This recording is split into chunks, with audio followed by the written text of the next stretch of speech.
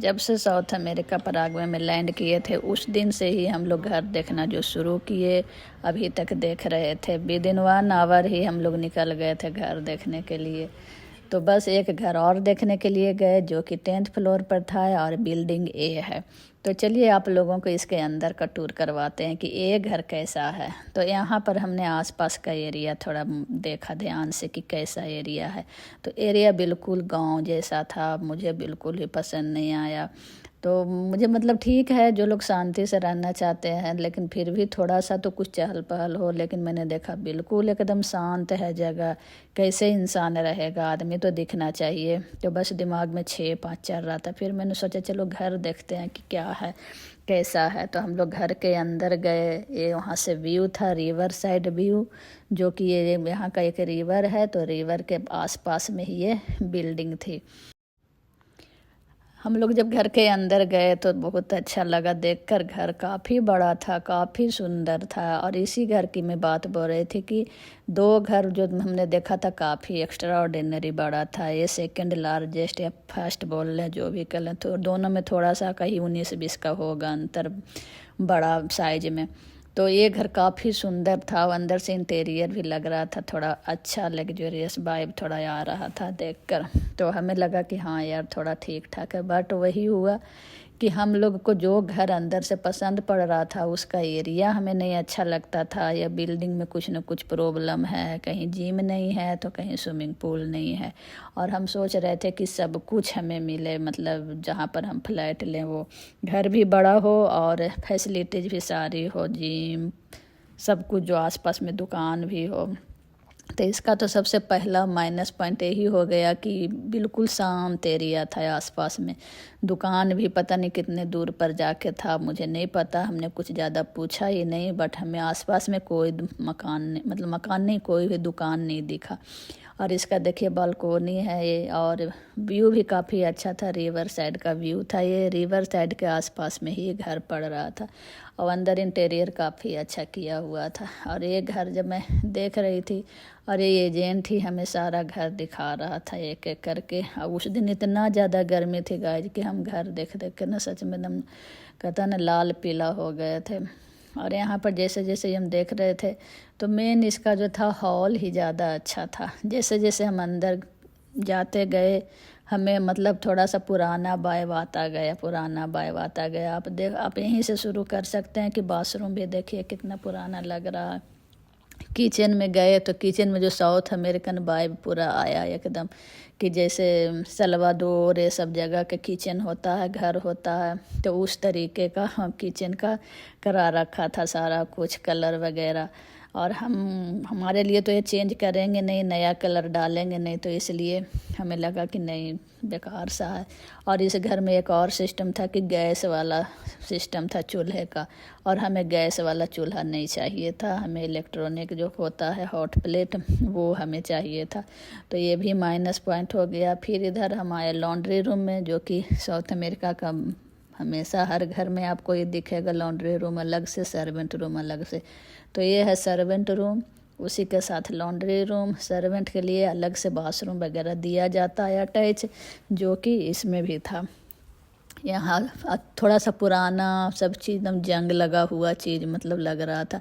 तो ये जो एजेंट हमें जो भी चीज़ दिखा रहा था, इसके हाथ में जितने भी अपार्टमेंट थे दिखाने के लिए सारा हमें पुराना पुराना दिखाया था, क्योंकि हमने 4-5 एजेंट से बात किया हुआ था। तो सब अपने अपने लेवल का घर दिखा रहे थे अपने अकॉर्डिंग। ये एजेंट हमें घर से तो ले जाता था गाड़ी से, लेकिन इसके हाथ में सारे जो फ्लैट्स थे वो सारे पुराने पुराने थे।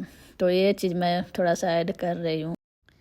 बट नेचर के काफ़ी अच्छे थे ये। हमें हर घर, जितना भी घर दिखाया 10-12 घर हमें अपने गाड़ी से ही दिखाया ले जाकर शुरू में। और यहाँ पर मैं देखिए घूम रही थी तो इस घर में इतना एक्स्ट्रा फर्नीचर था, इतना एक्स्ट्रा कि मैं क्या बताऊँ। एक देखिए जो बाबा ज़माने का हमारे बुजुर्ग लोग इस तरह का बक्सा नहीं रखते थे, वो भी था इस घर में। माय गॉड क्या क्या फर्नीचर था, मैं समझ भी नहीं पा रही थी कि इतना ज़्यादा फालतू के फर्नीचर क्यों डाला हुआ है मकान में। घर तो काफ़ी बड़ा है। आप बेडरूम देखिए कितना बड़ा है इसका बेडरूम, मतलब लग रहा था यार, कुछ समझ में नहीं आ रहा था कि जो घर बड़ा साइज में है उसके अंदर का इंटीरियर नहीं अच्छा है, आसपास का इलाका नहीं अच्छा है, बस मन मार कर हम घर देख रहे थे। फाइनली मैंने जो एजेंट था आते समय गाड़ी में मैंने उसको बोल ही दिया कि आप नया नया घर का क्यों नहीं वो लेते हो दिखाने के लिए, आपके हाथ में सारा जितना आपने फ्लैट दिखाया है सब पुराना दिखाया है, आप ना नए घर का भी बोलो कि हाँ हमें पसंद आए। तो बोला ठीक है कोशिश करूँगा। बट बस ऐसे ही चल रहा था हमारा, और हम लोग घर देख दाख कर फिर एजेंट को बाय बोल कर हम लोग मतलब आने लगे। तो उसने बोला कि चलो जिम और वो दिखा देते हैं, स्विमिंग पूल दिखा देते हैं। तो फिर ये लोग हमें जिम और स्विमिंग पूल के लिए भी ले गए दिखाने के लिए। तो वो आप लोग ज़रूर देखिए कि कहाँ जिम इनका था और कहाँ स्विमिंग पूल था।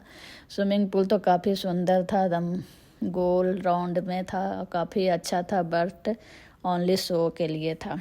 मतलब मुझे नहीं लगता है कि उसमें कोई स्विमिंग भी करता होगा। अगर बस आपको पानी में जाके बैठना हो या खड़ा होना हो तो आप उसका मज़ा ले सकते हैं, लेकिन मुझे नहीं लगता है कि इसमें तैर भी कोई सकता है, स्विमिंग भी कर कोई पाता होगा। बस पार्टी के लिए मुझे लगता है कि दिन में कोई पार्टी रखते होंगे तो स्विमिंग पूल का भी थोड़ा बहुत हाथ पैर धो लेते होंगे। तो उस तरीके का पूल था। तो मैं देख के ही सोची कि यार क्या है ये पूल है कि मजाक है। ये है उनका पार्टी रूम, जहाँ पर मुझे लग रहा है फर्नीचर कुछ दिख ही नहीं रहा था पार्टी रूम में, बस 2-4 चेयर वगैरह।